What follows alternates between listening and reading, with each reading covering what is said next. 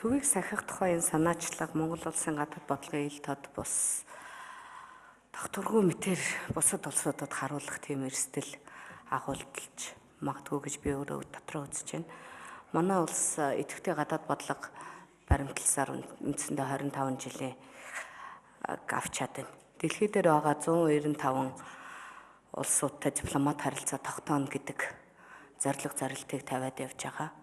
Түүнээс гадна гэтэл одоо энэ даяаршлын энэ цаг үе мөчид бид нар бол дэлхий бөөрөнкөө биш хавтгай мэтэр ажиллаж амьдарч байгаа ийм нөхцөл байдалд энэ асуудлыг одоо хамтын шийдвэр гаргаж байгаа болсон үед манай улс байнгын төвийг сахих бодлогыг зарлж бусад улс орнуудтай зайгаа барих хандлага руу орж болзошгүй. Тийм болохоор бас энэ хуулийг санаачилсан субъектэд хуулийг буцаах нь бас зүйтэй гэж бодож байна. Төвийг сахих бодлогын цаана маш том ашиг сонирхол эсвэл ямар нэгэн их гүрний зүгээс үзүүлж байгаа дарамт шахалт байж болзошгүй.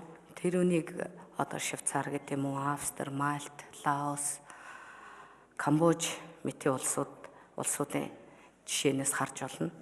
Аливаа улс орон олон улсын эрх зүйн дагуу дотоодын хууль тогтоомжинд өөрчлөлт хийх буюу олон улсын гэрээгээр төвийг сахих бодлогоо зарлах боломжтой байдаг.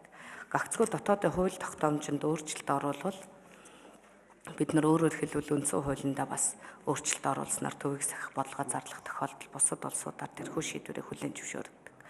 Гэтэл манай улсын хувьд хоёр хөрштөөгөө харилцаатай хамгийн чухал түнш болох Оросын холбооны улс, Хятад улс цаашлаад 3 дахь хөрштөөгөө энэ статусыг хүлээн зөвшөөрөх нөхцөл бүрдсэн үү гэдгийг маш сайн судлах хэрэгтэй. Тэр дотроо бид нар дотооддоо бас нөгөө уучраа олоогүй, дотоодын судлаачдынхаа санал бодлыг аваагүй ийм нөхцөл байдалд бид нар энэ хуулийг бас санаачлагчд нь буцааж байгаа явдал бол бас их зүйтэй гэж үзэж байна. Ер нь монголчууд эрт дээр үес бид нар өвгдээцээс айл хүний амныг, сахалт хүний санааныг гэж үг байдаг. Энэ маань өөрөө хоёр хөрштөөгөө бодлогоо бас заавалчгүй ярилцах тал дээр бол анхаарах нь зүйтэй. Энэ шийдвэр бол яг цагаа олсон шийдвэр болж чадахгүй гэж би хувьдаа бодож байгаа. Ядаж эхний ээлжинд бид нар энэ төслийг татаж авч байгаа нь зөв зүйтэй гэж үзэж байна.